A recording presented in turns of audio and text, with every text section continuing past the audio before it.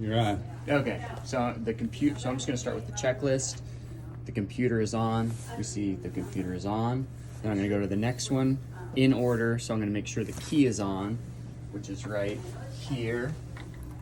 Turn the key on, and you can hear this start running.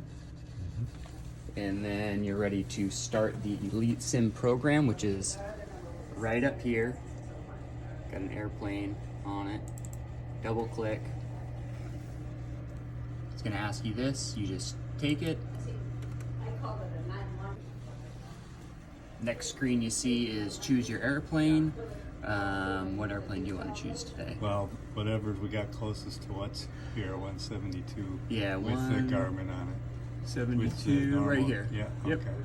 So I'm gonna click on that and then move down here where it says choose and press choose. During the entire process, it asks you not to move the controls over there, so just make sure not to do that. You're gonna choose the area where you wanna start. We're just gonna go with the northwest of the United States. I'm gonna choose that. It's automatically gonna put us at Dixon, Wyoming for now.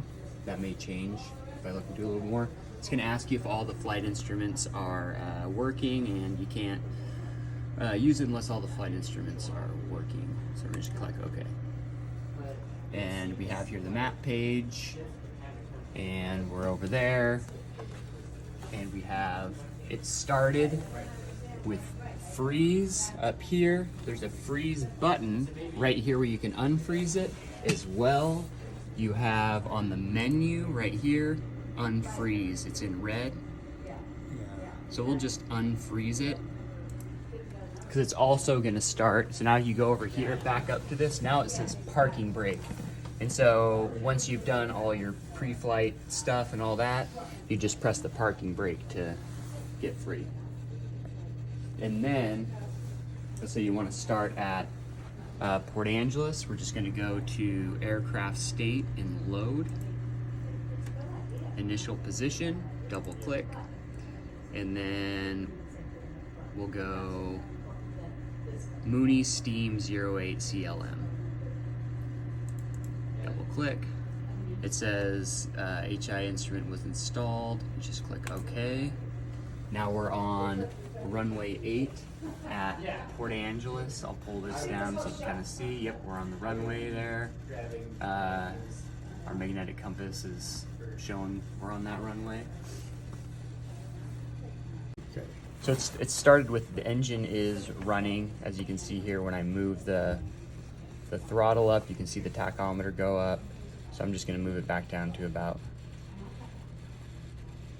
somewhere around there, and then I'm gonna make sure the magnetos are on. Just turn both left ones on. Battery master is going on. Alternators on.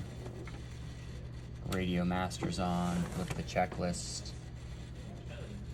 and make sure everything's good. We don't have landing gear, so no green lights. Electric fuel pump. We're just gonna turn that on. I just turned both of them on. Single engine. Mixture controls full, props full, and throttle is good. We'll just keep it at 1,000 RPM.